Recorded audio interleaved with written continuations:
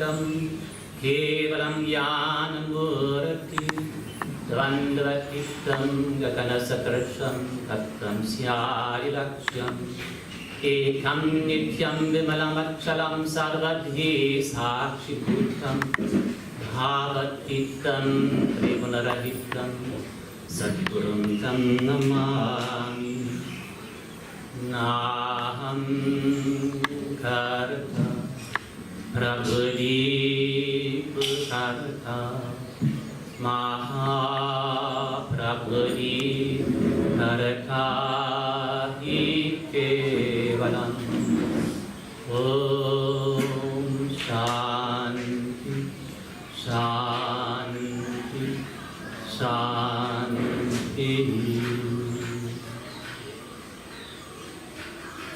Salutation to my Guru Swami Maheshwarananji from Rajasthan, who is traveling since nearly 50 years around the world and therefore called Vishwaguru. I would like to share with you just one small teaching which I have learned from him in 30 years. It is only 3 words, 3 principles, but these 3 principles are very powerful. They can change your life. The 3 words are accept, understand, and give. Accept, understand, and give. When we think about that, accepting, where we have to start? We have to start with ourselves. To accept ourselves as we are. But that means we have to know, to find out how we are. Therefore, we say in meditation, we call it self-inquiry meditation. There are 2 steps. The first is, how am I? The second is, who am I? And this first step, how am I, is not so easy to find out. It means to look in the mirror and to accept what you see, not to blame the mirror that it is so dirty. It is your truth. These principles can change every aspect of our life. I say it's like the general key which can open every door.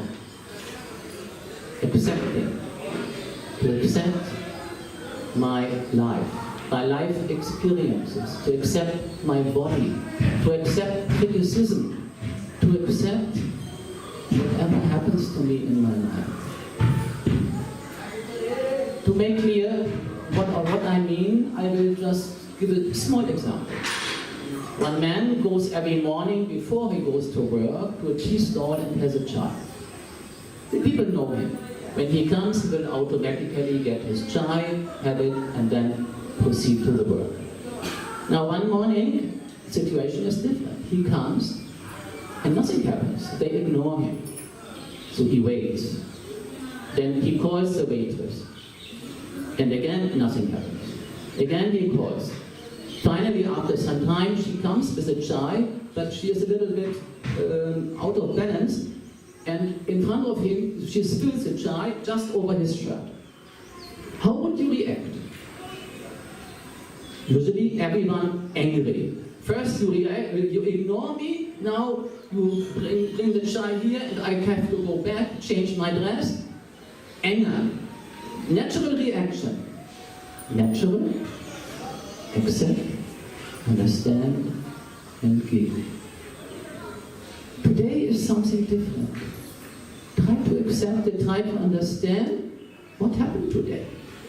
Maybe you calm down, and instead of that, ask the waitress, the lady who brings the chai, what happened today? What is going on? And suddenly you see she is breaking out into tears, sitting down, completely broken, shaken.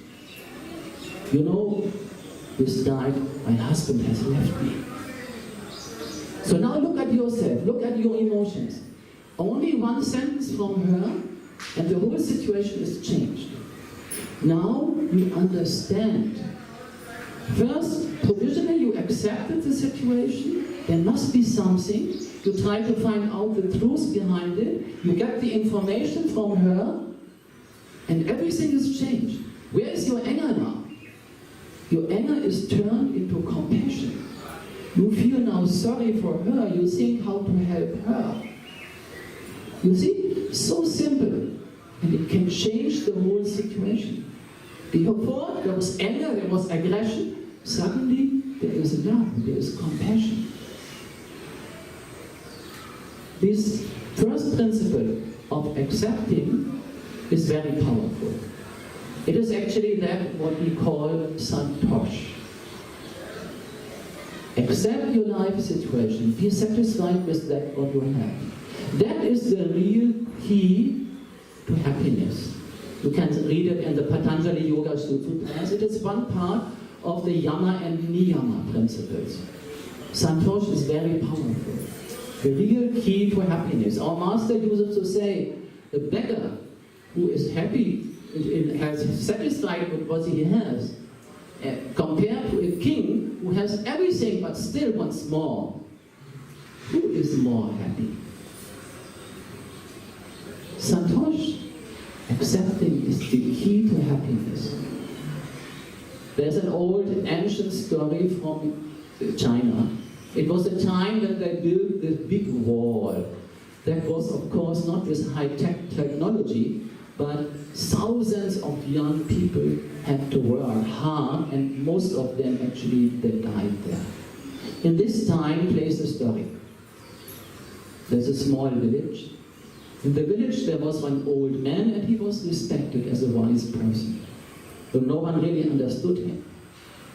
He had one son, and he had one horse. One day it happened that the horse ran away. The people of the village felt compassion and came to him and said how sorry they feel and how unhappy he must be and what bad luck happened. And he said, how do you know that it is bad luck?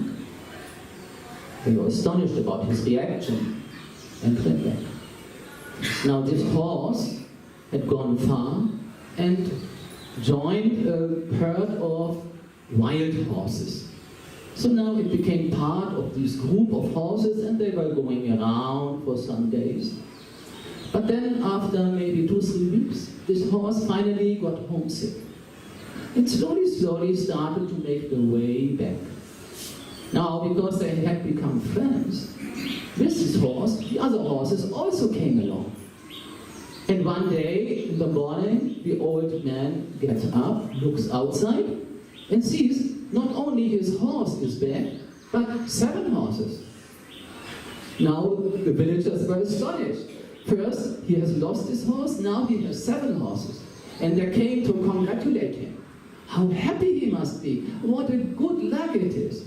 And again he said, how do you know that it is luck? And again they didn't understand him. Now these horses, were there, but they could not be used as such because they were wild horses. So someone had to take the job to tame them, to ride them. This was the job of his son. His son was a good rider. So he started to tame the horses. But unfortunately, one of these wild horses was really wild and couldn't accept it and threw this boy up and down, and he fell so unluckily that he broke his shoulder and his spine and became a cripple, a handicapped person. Now all the people of the village felt much compassion and again came back to this man and said how unhappy he must be and what bad luck happened that his boy is now a cripple. And again he said, how do you know it is bad luck? And again they didn't understand him. Some weeks later, the army came. Surrounded the whole village so that no one could go in and no one could go out. And then they went from house to house and recruited forcefully for the building of the big wall all young men. All families lost their sons, except the old man, because they saw he's a cripple, he cannot do any work. Now everywhere was crying, all our sons are gone, and most probably we will never see them again.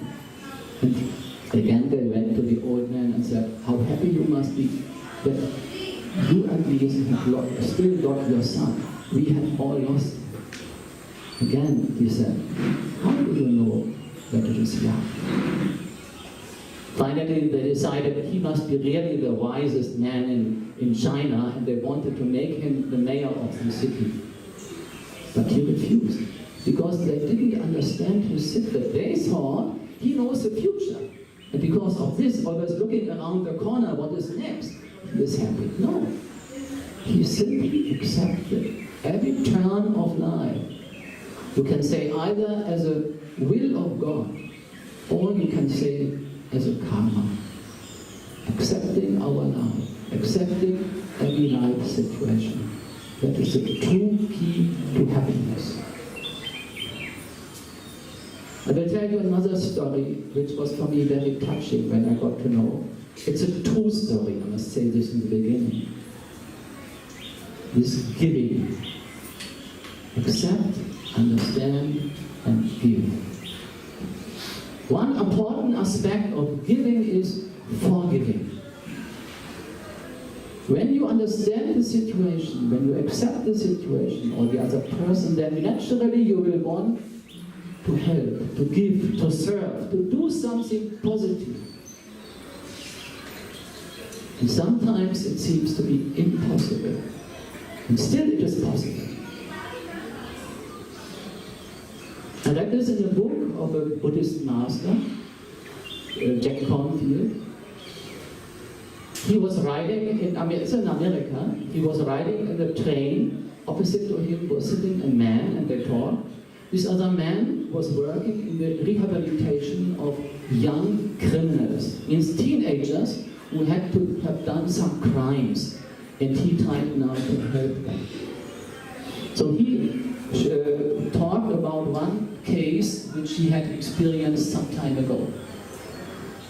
There was one boy, 14 years old, who was a member of a gang. So basically he was living in the streets, not with a family. And to show off how great he is, he made a murder. He killed another teenager. Had nothing to do with him. Just to show, look how great I am. He killed another boy. And he was caught. Then there was a court case. The mother of the boy who had been killed was silently sitting there all the time. Think on her situation. She lost her son. So the court case was going on. It was very clear that he had killed him, but he was underage. So in the end, the verdict was given. He had to go into prison for young criminals for some years. The mother, who was silently sitting, in the end, when everything was over, she got up, looked with clear view into the eyes of this boy who had killed her son, and said with loud and clear voice, "I will kill you." That's all. Then they brought him out. And he was now in prison. But because he was with a gang and not really with a family, no one ever had interest in him, no one was visiting him. It was the mother of the killed boy who was the first to visit him after half a year. They talked. They got to know each other. And in the end, she gave him some small present. After a month, he came again. Every time they talked, they got to know each other a little bit better, and she gave him some small present. So she was the only visitor who a little bit now was looking after this boy. When the time of his imprisonment came towards the end, she asked him, "You know, when you come out, what actually will you do?" And he was astonished because he never had thought about that. And then she said, "You know, I have a friend, he has a company. If you want, I can try to get a job for you." And he said, "Oh, that would be great." So she organized actually some job where he could work afterwards when he came out. Later, she asked him, "And when you come out, where will you go? Where will you stay?" He had no answer. He had no family, he had no place to go to. Then the mother of this killed boy said, you know, I have in my house one room free. If you want, provisionally for some time you can stay there. And the boy said, that would be great. When the time of his sentence was over, then he moved in the room where before her son had lived.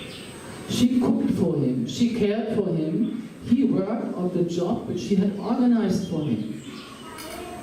And that was going on for 8 months. Then she called him for a talk. They were sitting face to face. And she said, do you remember what I told you in the court? That I will kill you? And he said, I will never forget that. And she said, I have done it. I did not mean to kill your body. I mean, such a boy who without any reason can kill someone else has no right to live. And that's why I came, I visited you, I worked to change you. And you have entirely changed. Now you are working, you became a normal person. You see, now the situation is, this killer is not anymore there. And my boy, my son, is not anymore there. Now it is only you and me. If you want, you can stay here permanently. And I would like to adopt you as my son. And this is what happened. Can you imagine? Such a love, such an understanding, not only forgiving, but thinking how to help and doing it practically. Accepting the killer of her son as her own son. That is really such a great example. Accept, understand, and give. Thank you. And if you will be interested, we could continue tomorrow this topic with the topic of accepting our body and accepting our diseases and working on that, if you're interested.